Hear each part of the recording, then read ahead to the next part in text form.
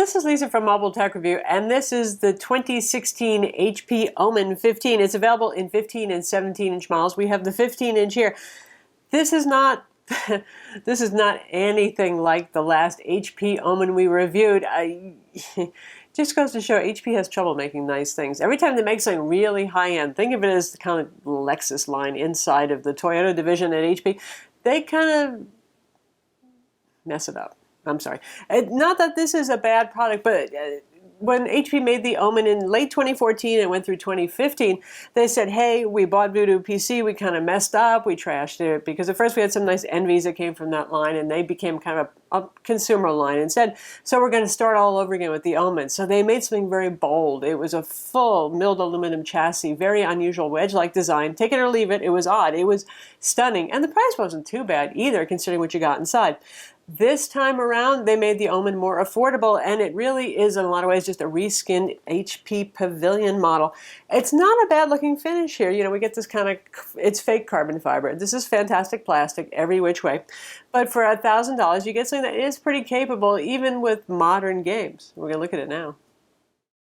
The 2016 Omen, whether you go with the 15 or the 17-inch, starts around $1,000. You're going to get an Intel 6th generation Skylake Core i7-6700 HQ, quad-core CPU, that's full power 45 watt, just like the Dell XPS 15 and other, you know, fairly powerful laptops out there.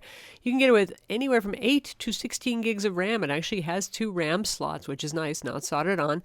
And it has a 2.5-inch drive bay, and you'll get a 2.5-inch drive, your conventional hard drive inside of there. 7,200 RPM for the most part. If you wanted a boot SSD, that's optional. That'll cost you a little bit more, but our $1,030 machine has a 128 gig SSD SATA interface and a 1 terabyte hard drive inside. Not a bad configuration. It'd be hard to exceed $1,500 if you went to town maxing everything out.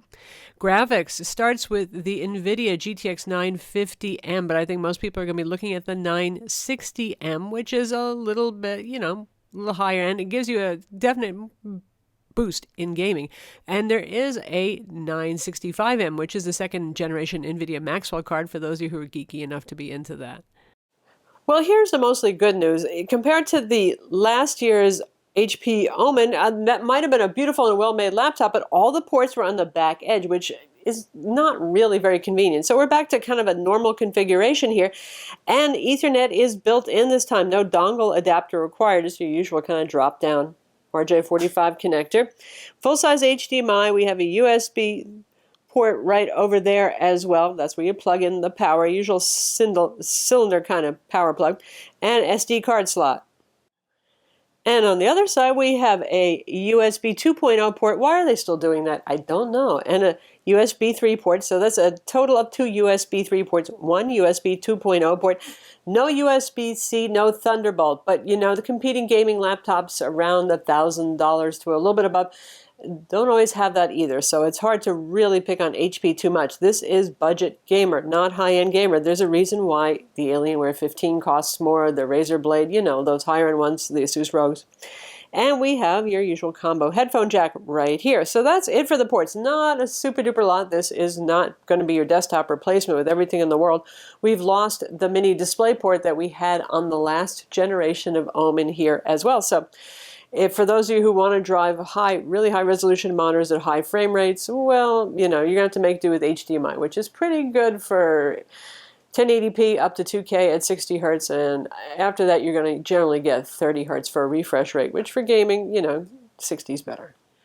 Now taking a look at the bottom here, the ventilation on this is excellent. The thing just does not get hot. You'll hear the fans coming on if you're playing games or you're running benchmarks like we do for extended periods of time, but not super duper loud. And the heat is vented out towards the back, so you won't feel it. And in fact, in the winter, put your coffee cup right there and you'll keep it warm. Now, about 112 degrees Fahrenheit is the hottest temperatures we got out of these back vents, and it is summer now, so it's not like ambient temperatures are that low here. And the bottom stays below human body temperature. That's quite an achievement for a gaming laptop, and the fact that it's 1 inch thick, about 24 millimeters, that helps because it's not like it's a super thin aluminum chassis that's going to dissipate heat against your legs. And here there's just more ventilation, and this is primarily intake. Now, on the bottom, we got a bunch of Phillips head screws that hold the cover on. This is the most annoying cover ever to take off. There's no screws hidden underneath these strips or anything like that. And that little blank right there, that's not rubber. I was afraid that that was going to be so impossible to remove screw cover. But they have really designed this in a kind of a cheap plastic unibody way. So what I mean here is the lid, the bottom cover, actually wraps around. And if you look and see this seam right here, it's sort of like a plastic bowl that the laptop sits in, the laptop guts. The keyboard right here, you're kind of prying the keyboard out and away from it. And inside there is some plastic clasps around the center that kind of lock together like this. I couldn't find a way to get this bottom off without risking cracking something. So we have to return our review units unbroken. So therefore, I think this is going to be the first laptop we review where I actually don't show you the innards. For a gaming budget enthusiast laptop, a lot of folks count on being able to upgrade these things pretty easily. Like, again, the Dell Inspiron 15 Gamer Edition. This one is just not fun to open. If you do open it up, though, the good news is inside here you have 2 RAM slots. RAM is not soldered on board, unlike the old Omen. There is an M2 SSD slot. It's for SATA only, though. It's not for the fast PCIe SSD, at least for most of the cheaper configurations.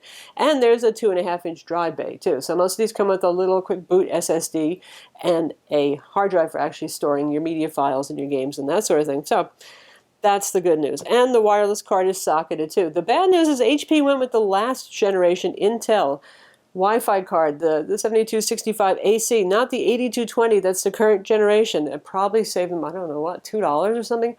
And the 7000 series was a little bit buggy, so I think that's a real shame. Though I have to say the wireless on this one actually did behave pretty well. The hinges are the one metal touch that you get right here, and they're not bad looking, and they're pretty sturdy, and they do the job of holding up the display. This is a non-touchscreen laptop, so you don't need super stiff hinges to stop display bounce when you touch it, because there's absolutely no reason to be touching it. Speaking of the display, the last year's Omen had a really lovely glossy IPS 1920 by 1080 touchscreen. Now you can say for gaming, touchscreen really isn't relevant, and if you're buying this purely for gaming, well, that's true, but of course we also have to use Windows, and it can be easier to have with a touchscreen. So I always like to see that as at least as an available option. It is not. You can either get this 1080p model here, or you can get it with a 4K model, which apparently has similar brightness and slightly better color gamut. Color gamut on this is not particularly good, and its competitors, well, the same has been true of its competitors in this price range, so what can we say? We can't pick on them for that. 69% of sRGB and 51% of Adobe RGB. If you're looking for something that's also you're going to use for some serious photo and video editing, this wouldn't be it. The color gamut's just too narrow. Brightness is not real great either, 212 nits of brightness, and I turned off all power management for the display to avoid any panel self-refresh flashing, because otherwise the camera was picking it up on this. So if you're bothered by backlight refresh, turn off the Intel power savings on this to get rid of that, you know what I mean, rolling effect that some people can see, but usually just cameras can see it. Black levels are good at 0.27, and that works out to a contrast of 770 to 1, which is decent. Response times, and that means let's see if we can even make the cursor ghost here. Response time means how quickly the panel refreshes. So whether you see any ghosting, you first-person shooter folks always like fast response time. So you're right there with the millisecond, knowing where your bad guy is. That's not really very good. Response time is 35 milliseconds, which is pretty slow. So if you're a hardcore gamer, you have to make concessions and be on a budget, or use an external monitor here. You're just not going to get awesome refreshes on the screen. I like the keyboard on this. It has red backlighting, and that's like the trendy cool thing to do with gaming laptops, but travel on this is pretty good.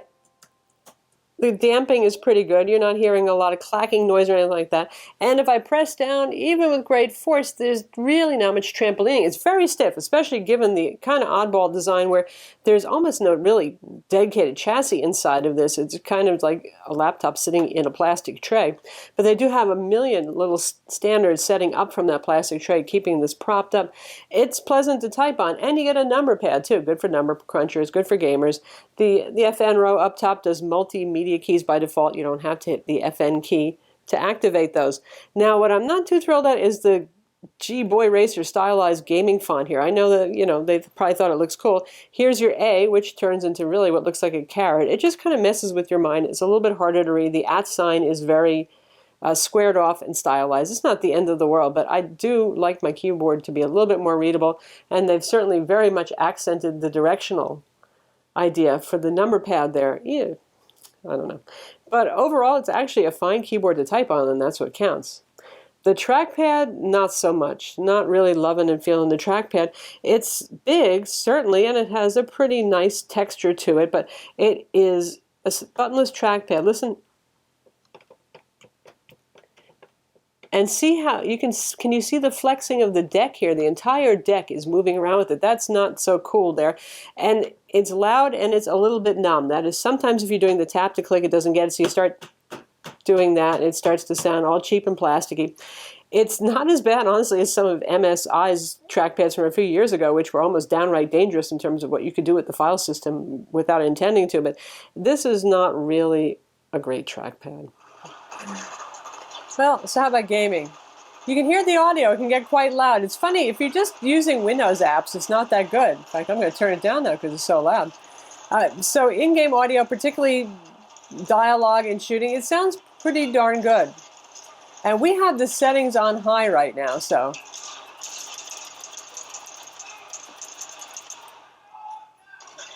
we got fraps in the upper left-hand corner. You can see we're close to 60 frames per second for Battlefield 4 single player. That's pretty darn good. And if you're playing more demanding, even newer games, you know, you can play on medium, which for the price, again, we're doing pretty well here with that. So in terms of performance, we'll throw some benchmarks numbers up there so you can see it, but it's pretty much like you would expect.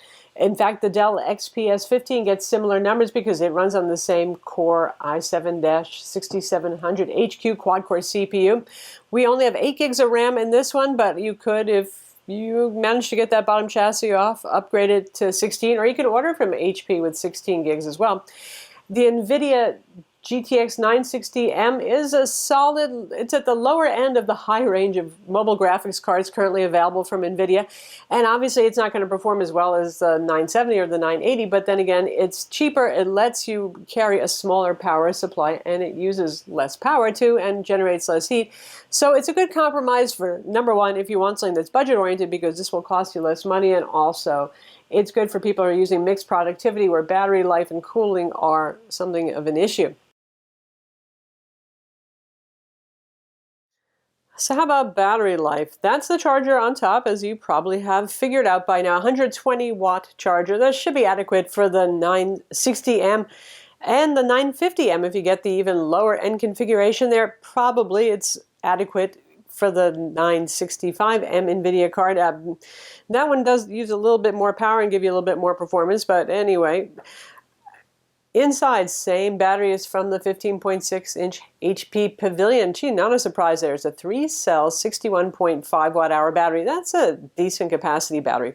HP claims up to 8.5-hour runtimes, which might sound a little psycho, but, you know, doing productivity work, not gaming, that's going to be way, way shorter, but just doing, you know, the usual Word, Excel, some web streaming, some video, that kind of thing.